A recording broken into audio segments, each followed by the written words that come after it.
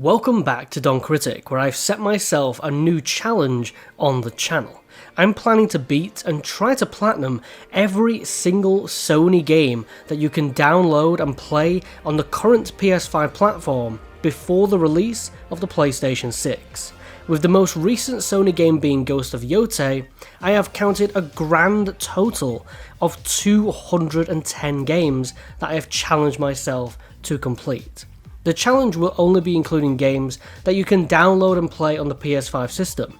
I'm not counting the PS3 streaming games, as these can be delisted at any time without any way to play them again and own them on current hardware. Games that are included will be anything published by Sony Interactive Entertainment. However, I'm not including 3 games that they've published in the past, that being Predator Hunting Grounds and Nioh 1 and 2, because Sony no longer publish these games, with publishing rights reverted back to Elphonic for Predator Hunting Grounds, and Koei Tecmo covering publishing rights of the Nioh 3 game coming out soon. I will be including games that Sony have supported in their China Hero project, and games licensed out by Sony where a different company has developed and published the game, but the IP and the franchise is still Sony property. I do also want to include 2 franchises that have very little to do with Sony these days, but were still created by 2 of the most prestigious PlayStation studios, that being Crash Bandicoot and Spyro the Dragon. The Crash trilogy and Crash Team Racing were originally developed by Naughty Dog and published by Sony on the original PlayStation, so I am going to be including the remakes that these games received by Activision on the PlayStation 4. Spyro's the same. Insomniac Games and Sony developed and published the original Spyro trilogy on the PS1, so the remakes of these games from Toys for Bob will also be included in this challenge, as I don't imagine that the original PS1 versions of the Crash trilogy and the Spyro trilogy will ever get a re-release, but maybe so, and if they do, then that's 2 versions of the game to complete. One more category I have excluded from the challenge is VR exclusive games. There's a couple of games that support VR but can still be fully played without the headset, and these are still included in the challenge, but any that require VR have been excluded because PS4 VR games are tricky to get working on the PlayStation 5, as the PS5's VR2 headset is not backwards compatible. And as for VR2, well, Sony actually only have 2 games for it, and I don't really want to splash out over £300 just to play 2 games, one of which being a multiplayer focused game that is no longer supported. So with this lineup, there is a total of 210 games that I've challenged myself to beat before the PS6 launch, and this will be added to as new Sony and Hero Project games release next year. But I thought a good place to start would be to clear off the games that are not playable due to them requiring servers that are no longer supported. There are 5 Sony games that have released across PS4 and PS5 that have since been shut down. These are all 5 of them in release date order. The first game is Guns Up, a free-to-play strategy war game that came to the PS4 in December 2015 and was developed by Sony's San Diego studio, more widely known for their annual MLB games today. Guns Up was a pretty neat little game where you attacked enemy player bases using resources to dispatch different troops from this moving transport. You also then built up your own base with turrets and structures to which other players could come and attack. However, Guns Up was tainted by microtransactions where you could purchase gold with real money to progress quicker in the game. The game did see a port to PC in 2018 and even a mobile version in 2022, which actually is still active. But the servers for this PlayStation version were closed down in December of 2023. Guns Up had a fairly good run of 8 years, but unfortunately booting the game up today just gets you stuck on a server error screen.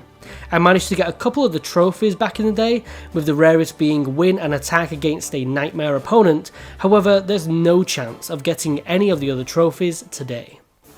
Next up is Hardware Rivals, which launched on PlayStation 4 in January 2016 and is a vehicular combat deathmatch game where instead of choosing from different characters with different vehicles, you instead chose between either a slow but powerful tank or a much speedier FAV, with there being customizable options for your vehicle and driver.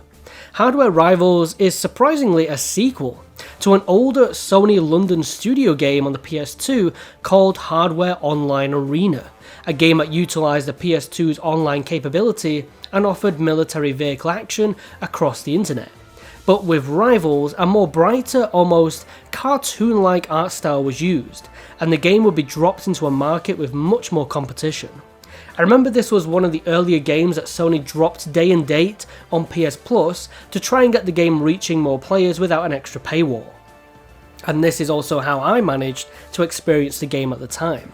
But sadly, it didn't stop Hardware Rivals from dropping into obscurity shortly afterwards. And the game was just quietly shut down and delisted in December of 2021. If you boot up the game today, you get a message in the corner of the screen that reads, "Hardware Rivals has been shut down and the engines turned off. We hope you enjoyed driving on our battlefield and we would like to thank you for all your support over the years, the Hardware Rivals team." This was a half-decent multiplayer game, it just didn't offer much at the time, and solely missing any single-player content, unlike the PS2 game which can actually still be played today offline with bots. Next, we're back with San Diego Studio, a team that used to make a lot more than just baseball. Killstrain launched on PlayStation 4 in July 2016 and was a top-down twin-stick multiplayer shooter. Honestly, this one I have the least experience with out of all the games in this video. I did play it at the time, and that's why it's in my library, but I must have not played it for very long as I have very little recollection of my thoughts on the game and didn't achieve any of the trophies. When booting it up, we get a bit of a cutscene setting the background for the game, but then it's interrupted by a server error message. When you try to load the game, it will get stuck at 15%, hitting you with the same message. Killstrain didn't last long, being shut down just a year after its release in July 2017. The game suffered from some severely negative reviews and was surrounded by stiff competition even from Sony's own games like Helldivers and Alien Nation, likely why I didn't play much of it at the time. Unsurprisingly, this was San Diego Studios' last game that wasn't an MLB title. Sony continued to publish more multiplayer titles, with Drawn to Death releasing in April 2017. This was developed by the Bartlett Jones Supernatural Detective Agency, a new independent studio led by David Jaffe, the co-creator to two of Sony's most prominent franchises, Twisted Metal and God of War. What could possibly go wrong? I actually found Drawn to Death to be pretty exciting. It was an arena deathmatch shooter harkening back to days of Unreal Tournament and Quake. But this time we were choosing which doodle monster to play as. The game had this sketchbook theme and art style, where you were some kid in the back of a classroom until you literally dived into the pages and dropped into the combat arena. Everything looked like doodles and scribbles, textures were lined paper and lead scrolls, and this was all backed by a heavy rock soundtrack. The aesthetic was utterly fantastic, but sadly the content just wasn't enough to capture your attention for very long. I did play quite a bit of Drawn to Death back in the day, collecting a couple of the trophies, but ultimately a decline in interest for the game would see Drawn to Death be sent early to its grave. First to close was David Jaffe's new studio, shutting their doors a year after Drawn to Death launched in 2018. This was the studio's one and only release and Jaffe's final game made with Sony.